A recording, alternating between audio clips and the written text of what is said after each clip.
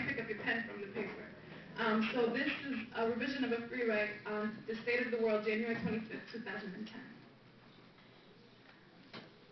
I already know how this poem will begin before I say it. I am alive. I am alive, and I live somewhere between yesterday and tomorrow. I have named this place Hopeful. Hopeful is the crumbling shack I call home, and since hope is all we have left, it's the only thing feeding this empty belly, this tear duct of a world dancing infinitely like a moth fixated around a light it can't have. I do not own a cause.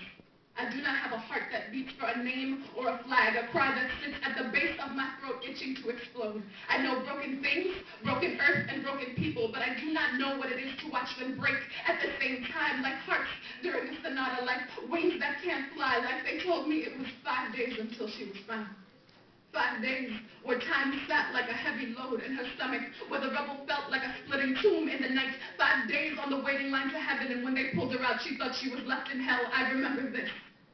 An old white professor stands in the front of a classroom, asks his 25 students if they would have dropped the atomic bomb on Hiroshima to protect the U.S. during the war. The silence tugs at every ear in the room, shreds the bark off our morals and burns them with the truth here. We protect our own here. I watch the silence burn the flesh of 200,000 people, watch the mushroom cloud erupt in the center of a classroom, so clean and easy like a bullet locking into a gun. Why didn't we say no? Why didn't we think of a mother crying today, yesterday, tomorrow? Last week, a black man asked me why I care about Haiti if I am a light-skinned Dominican girl.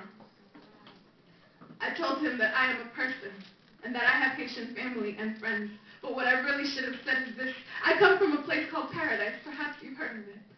Paradise is filled with people who exist even though the world treats them like they don't. And in Paradise, sometimes God likes to rain dance for prayers, but this time he trapped thunder in the earth instead, and he collected souls like raindrops in a hurricane. And me, I'm a soul as well. So yesterday I was a rainforest, but now I'm dry as a desert, and I miss them like death missing the boy in the rubble who breathes sun rays in the darkness, like palm tree leaves searching through the air for the roots that birthed them, like I miss the words I wish I would have said to break the silence. The atomic bomb in the classroom is the same as the empty hand in the street, the turn cheek, the stare you avoid because you know someone is dying, someone is breaking and asking you to hold them before they quake, and we stay silent like silence is the easy pill to swallow. Silence is the quick drug to take when it hurts too bad to say that you are also my own, and I will protect you, and I will do anything to keep your soul breathing, anything to keep the river of spirits flowing like tears in this tear duct of a world, and I will fight midnight for hours to make sure your sun comes up.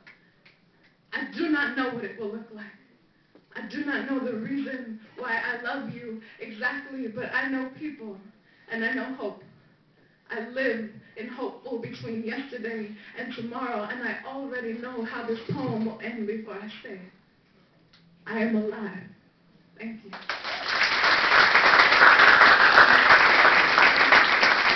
Please, everybody.